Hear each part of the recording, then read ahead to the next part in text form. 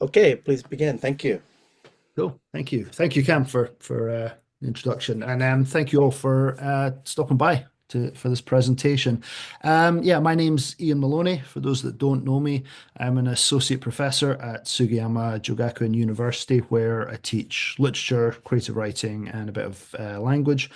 I'm also a published author with 9 books under my belt. And back in the day, I taught at NUFS with Henry Troy, who's on after me. So stick around for him. So it's nice to be back here, however, virtually. We'll have to do this in person one year so we can all actually meet up. Today, as Cam said, I'm going to talk to you about a bundle of ideas touching on creative writing and psychology, which is the field my PhD is in, and learner identity, authorial voice. And as customary on these occasions, I will be bringing in Zoltan Dornier at some point. I want to begin, first of all, with a definition of terms, since L2 writing, creative writing, and academic writing are terms that can be interpreted a number of ways, and like a dozy sheep, can sometimes be a bit vague and woolly. I've written a couple of papers that go into the differences between academic writing and creative writing, so I won't dwell on it for too long here. The papers are all freely available online. But in essence, academic writing is what we tend to teach at university, and creative writing is everything else. There we go. Alan Maley in 2012 prepared this very, very helpful table that sort of breaks it down. He uses expository writing rather than academic writing, but it's essentially the same thing. The key difference for what I want to touch on today in between the two when it comes to our students at Japanese universities in particular, and second language acquisition, is that in academic writing, students are discouraged from sharing their own opinions and emotions and from exploring their own identities, at least without heavy support from researched evidence and disguised in passive forms. While in creative writing, that is positively encouraged. Academic writing is widely taught for a number of reasons beyond simple four-skill justifications. It being a highly structured and logical form of writing, it lends itself well to curricula taught by a number of teachers and lends itself well to standardization of expectations and grades, at least better than creative writing does. It's also something most language teachers are familiar with, either from our own education or from having to write academic papers. For institutions like NUFS as well, it's something that is necessary for our students to do since many plan to study abroad, and some of those institutions abroad will expect our students to be able to write academic essays. It's a little bit circular, I have to say. Students need to be able to write 5 paragraph research papers in order to study English. So English teachers teach them how to write 5 paragraph research papers. It's one of those threads of our jobs that we probably shouldn't pull on too hard. Creative writing, by contrast, is hardly taught at all. In part, that's because some academics don't see the value in it. Again, I've written a bunch of papers showing why that's wrong. And I edit a journal, the Journal of Literature and Language Teaching, that is heavily devoted to studies showing why this is wrong. So I won't go into it here. The other reason it's rarely taught is that teachers are often less confident in teaching creative writing. They maybe have no experience of doing creative writing, let alone teaching it. They worry about rubrics and standardization, and they worry about all those messy emotions oozing all over their classrooms. This is probably the bigger issue in terms of which ones we teach. Just this week, I ran a workshop at Nagoya University into how to teach creative writing. The most common comment was, I want to teach it, but I don't know how. I hope they do now. Again, I won't go into all the SLA reasons why creative writing should be part of any four-skill EFL course, not replacing academic writing, but alongside it. There'll be a list of references and further reading at the end, should you be interested. Suffice to say, there are many, many studies into how it helps with vocab, grammar, self-expression, critical thinking, logical structuring, fluency, student self-confidence, you name it, somebody's probably done a paper on it. While we're taking an overview of writing, I want to bring this quote from Clark and Ivanich to your attention. A lot of what I'm going to talk about today comes from their excellent book, The Politics of Writing. The emphasis here in this quote is that writing, all kinds of writing, academic writing, creative writing, is not just about jumping through second language acquisition hoops and producing a product that gets a grade and a credit. When we write anything, we're interacting with the wider society, with culture, even if we're not necessarily directly aware of it. And we need to keep that in mind as teachers. So, what I want to focus on today specifically is second language identity. Now, defining what we mean by L2 identity is a tricky thing. Here is a concise attempt by Barkazan from 2017, adapted by Kalaja and Ruhoti Leith in 2019. It is concise, as you can see. If my students could see this slide now, they'd call me a hypocrite. You're not supposed to do this with this many words. I'm just showing you this to illustrate exactly how difficult it can be to say what is a second language identity. Our personal identities are always shifting. I'm not the same person I was 5, 10, or 20 years ago. There are threads, narrative strands we bring along, but like our cells regenerating completely every 7 years, so too our identity can change over time. Identity is key when we begin learning a language. Our personalities, as well as our hopes, ambitions, expectations, fears, and anxieties, all impact our progress as we learn a second language. Personal example by way of illustration. As a writer, my identity has always been wrapped up in my love of language and the ways it can be manipulated. I love wordplay, I love invention. As a published writer, a writer of fiction, of poetry, of non-fiction, as a journalist, my self-confidence and self-perception are wrapped up in the uses and abuses of the English language. When I first came to learn Japanese, and largely this is still true today, I found myself in a realm where I was completely unable to do any of those things. My ways of expressing myself, of interacting with people, of expressing who I was to new friends and colleagues was gone. I was reduced to bare, bald sentences and the frustration that I was communicating with people through a thick fog. My students and those involved in countless studies report the same thing. I did a couple of surveys, again in papers with references at the end, into student attitudes, beliefs, and issues of self-confidence. And the main thing that came up again and again and again was, I can't express myself. I can't express my opinions or my emotions in English. In other words, I can't be myself. Learning vocabulary and grammar isn't enough. It's communication at the end of the day that we are aiming at. And communication is a dialectic relationship between two selves. We need our self and identity in order to communicate. As Clark and Ivanich put it, the construction of self is grounded in a difficult, usually subconscious assessment of the competing ideologies and power relations in the immediate social context. In our first language, we learn this as we grow up. We usually aren't even aware of it. We learn it by osmosis and by existing in society. In a new language, especially one learned outside the context, such as Japanese students learning English in Japan, we have to renegotiate the context and reassess our place in it. And this takes time, effort, and experience. Now, an interesting thing arises from this. Some people give up, forever trying to turn and twist the second language into a conduit for their L1 identity. I'm quite bad at this for the reasons given above, trying to use Japanese as if it were English, trying to force the language to act as a conduit for my L1 identity, something it's not capable of. Others, the most successful learners, and I'm leaving truly bilingual people out of this for the moment, especially those raised to be bilingual. Successful learners ask this question: if I can't be myself in my second language, who can I be? One of my students, after returning from a year in Australia, told me, I hate speaking Japanese now. I prefer speaking in English. In English, I'm a different person and I like that person better. Her identity in Japanese is wrapped up in her upbringing, her position in the family, her experiences at school, societal rules about respect and expectations of women in Japan. In English, she is outgoing. She's strong to the point of being forceful, sometimes even a little aggressive, and strongly, fiercely independent. In Japanese, she's quite shy. She's much less likely to challenge people, to make her own opinions known. It's a bit Jekyll and Hyde.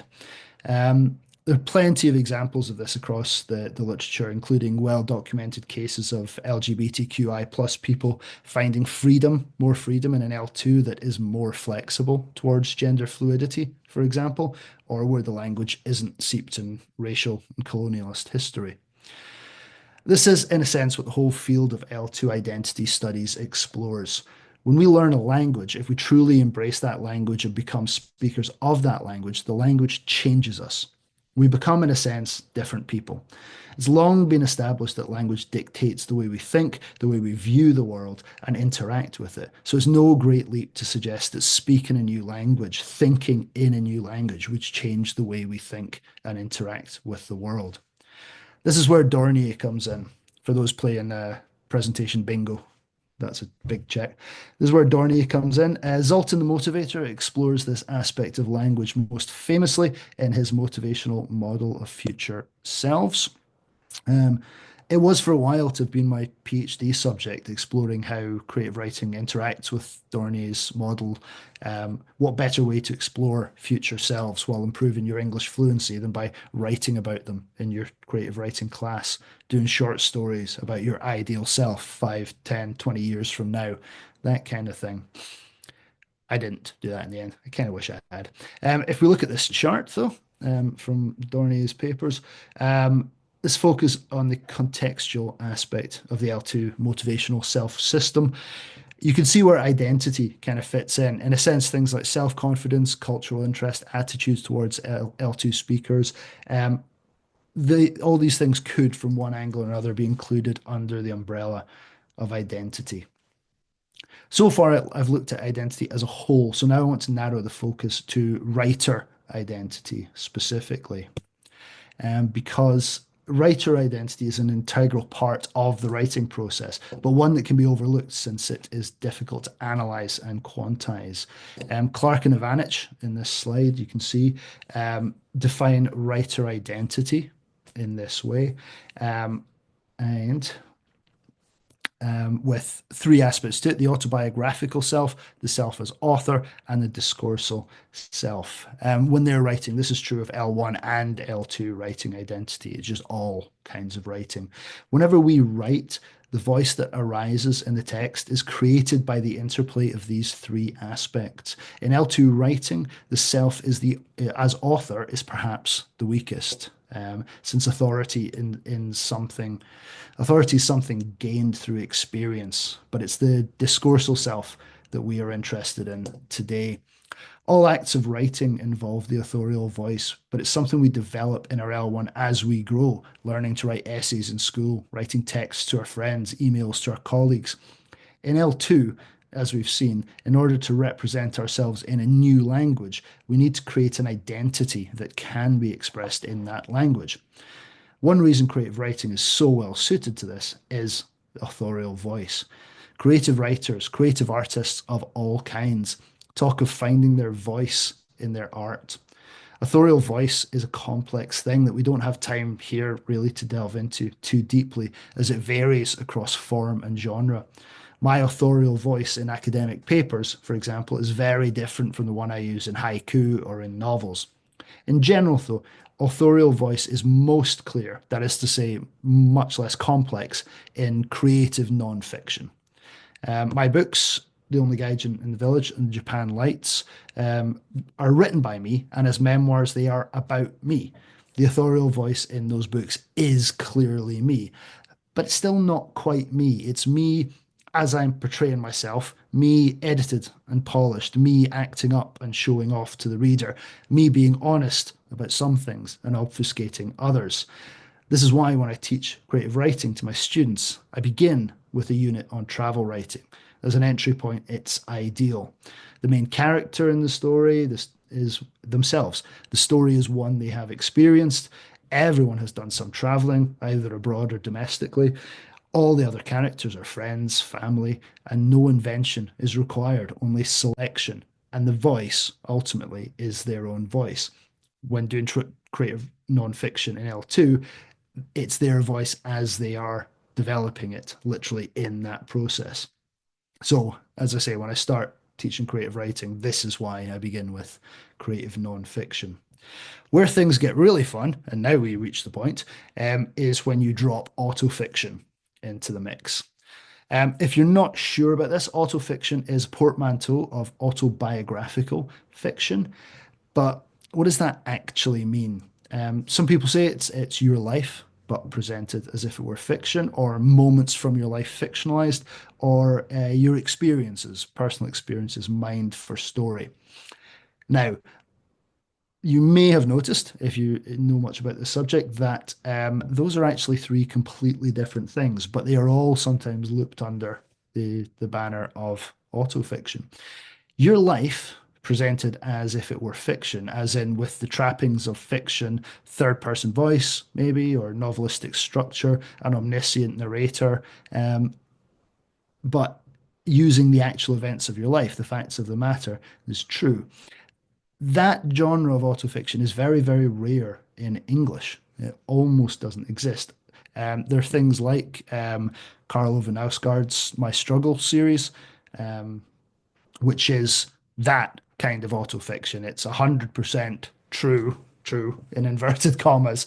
Everything in the book happened, but it's presented through a fictional frame.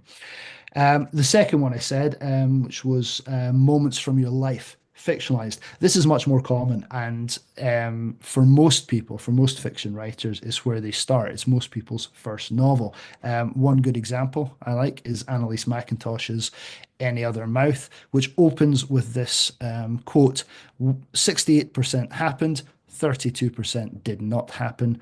I will never tell. As far as I know, to date, she hasn't. So it's fact and fiction mixed up to make ultimately a novel. Um, the final one I mentioned is what most writers do regularly. Write what you know, but twist it, change it, be creative with it, and create something new. This is the hardest kind of fiction to write, and that's why I leave fiction until the last when I teach. So, which of those three things is autofiction?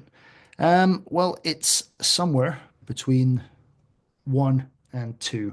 Um, Again, the eagle-eared among you may have noticed that I missed out something key here. Our students, or certainly most of our students, are Japanese, and Japan has its own genre of autofiction that doesn't truly exist in English, I would argue, and that's the I novel, the Shisho Setsu. This is, I would certainly argue, probably the purest form of autofiction, one that is or was entirely reliant on the reader believing that the author is writing purely from their own experience and thus can speak with authority. While in the West, we tend to see the fully fictional novel as the highest form of prose, think Dickens, Joyce, Dostoevsky, with the auto or semi-autobiographical novel often looked down on as a work of juvenilia or a curiosity. If anybody was aware of the press reaction when Knausgaard's series was translated into English, every single book review and interview is, "Oh my God, it's a novel, but it's true. We don't understand what this is." In Japan, it's completely unremarkable as a genre. In fact, there's a strain in Japanese literary criticism that believes that fiction which is not is not autobiographical is actually the lesser form. Fiction is lies and autofiction is curated truth. This quote from Fowler sums that up. It's the purest form, it's the purest of prose forms because it allows the author to express himself candidly without having to fabricate his thoughts in the guise of a novelistic character. So Seki is telling the truth and Dickens is a liar. I'll leave that for your, um, you can think about it in your own time. So our students, if they're choosing a creative writing elective, for example, in Japan, are probably already aware of the Shisho Setsu and aware of this heritage. So from a teacher's point of view, by using autofiction, we're pushing a door that's already open. This is not weird for them. It's something they're very, potentially very, very familiar with. For students like my student who came back from Australia with a profound sense of her new self, this may not be necessary. But for those who can't study abroad or are struggling to make a breakthrough, even when they do, creative writing in general and autofiction in particular offers a bridge. As I said with creative nonfiction, writing about your own experiences simplifies things, takes out the need to worry about content and to focus on form. Likewise with autofiction, by writing scenes from your life as if they were fiction, with all the trappings of fiction, you're doing two things simultaneously. You're exploring your own identity and you're trying to express a new second language identity. You're trying to build a bridge between the two. You're putting words into your own mouth. You're presenting the world as you see it and interacting with it on your own terms. To make a hat tip to the old cliche about fiction writing, it's like you are the god of your own world, manipulating things in a way that to you is good. Autofiction for an L2 learner not only helps with all the usual SLA things we want to hit, the four skills, the fluency, etc. It acts as a bridge between L1 identity and L2 identity, allowing the learner the space to explore their new voice, their authorial identity in a safe space and in a simpler space. As a creative writing teacher, I would then move this forward and combine the skills they've learned to that point with Dornier's theories and have them do what I call speculative autofiction, writing a short story of them meeting a new friend while on study abroad, for example, or a story of them doing a job interview overseas. I'm aware I have very little time left, so I'm gonna finish with just quickly showing you what this kind of looks like on the page. So this is a piece obviously shared with the student's permission. Um, Not the ideal forum for it, but I'll show you anyway. This is a snippet of a wider piece that is actually a mix of autofiction and speculative autofiction. Part one is the true story of her being too nervous to ask a guy out and feeling humiliated. The second part is her imagining getting a second chance. I hope you can see from this very brief excerpt, all of the screen, that how much her voice is shining through, how much of the authorial voice you can really see her identity coming through in that piece. Normally, she's quite quiet in class. She's not that high level in terms of the students in that year in my university when it comes to speaking and listening. But given time and freedom of writing, she's beginning during this class. She was beginning to develop a strong, funny L2 voice in a way that she didn't really get a chance to do elsewhere. So, with I think 2 minutes left on the clock, I will end there. There's the some references and stuff. And do we have any questions? Okay, let me stop recording.